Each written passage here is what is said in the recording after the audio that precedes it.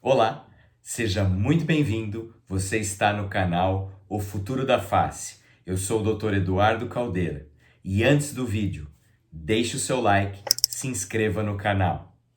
Hoje nós vamos fazer um vídeo totalmente diferente.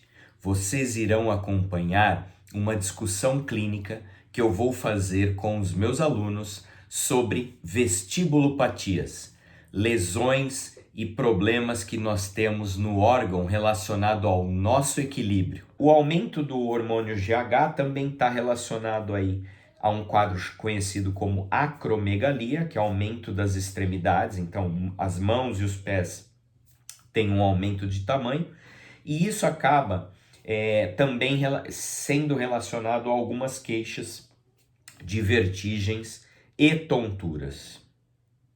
Então, quando a gente faz a avaliação funcional, né, a avaliação vestibular do paciente, a gente tem que prestar atenção nos processos, nas etapas para o diagnóstico, local da lesão, tipo de comprometimento. Então, a gente vai observar se ela é periférica ou central, se é uma hipofunção ou um problema só de um lado ou bilateral, e também se existe uma disfunção posicional, né? Um problema relacionado à posição corporal do paciente. E aí nós vamos ter o prognóstico e usarmos aí as estratégias, os recursos, como por exemplo, a medicação, né? Então tudo isso tem que ser observado sempre.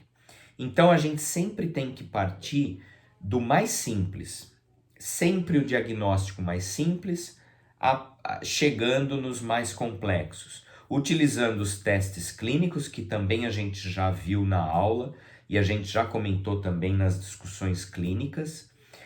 Você pode usar instrumentos, protocolos para os testes, como nós fizemos aí uma atividade prática com esses testes. Sempre ficarmos atentos aos sinais que a gente chama de bandeiras vermelhas, né? Aqueles alertas vermelhos para a gente sempre ficar atento. Sempre observar toda a história clínica do paciente. A gente vem batendo isso muito nas últimas aulas, nas últimas reuniões clínicas, onde eu falo sempre para todos, olha, fiquem atentos a alguns sinais e sintomas que o paciente relata. Atenção também às influências extravestibulares, porque a gente não fica só preso ao quadro da vestibulopatia, mas a gente tem influências externas, extravestibulares.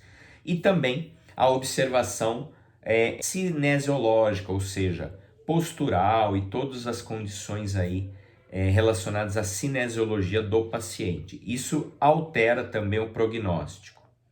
Então, quando eu falo que a gente precisa ficar alerta a algumas bandeiras vermelhas, eu sempre tenho que observar aqui principalmente as disfunções cerebelares, as enxaquecas, cefaleias, que são importantes, principalmente a migrânia, né?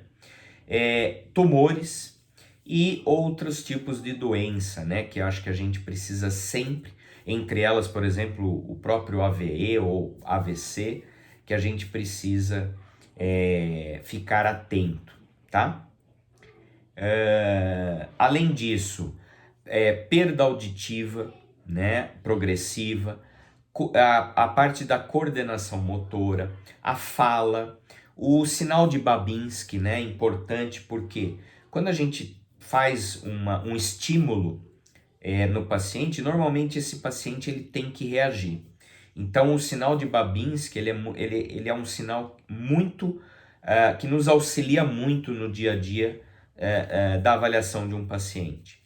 Além disso, a fraqueza muscular, as parestesias, né, que nós já comentamos com vocês, os tremores. Então tudo isso é muito importante aí a gente observar. Além disso, os quadros de síncope que nós comentamos na aula passada, os desmaios, disfagias, diploplia, o próprio nistagmo, né, aquele perda de estabilidade visual do globo ocular, então perda de campo visual, alguns quadros relacionados aos nervos cranianos e até mesmo a rigidez do pescoço, perda de memória. Alguns quadros são importantes e a gente não pode esquecer. Vocês acabaram de acompanhar uma discussão clínica de vestibulopatias, algumas dicas e alguns caminhos clínicos que nós não podemos deixar de observar em relatos de caso de tonturas ou vertigens. Então, se você gostou desse vídeo, não esquece, se inscreve, deixe seu like e deixe seus comentários.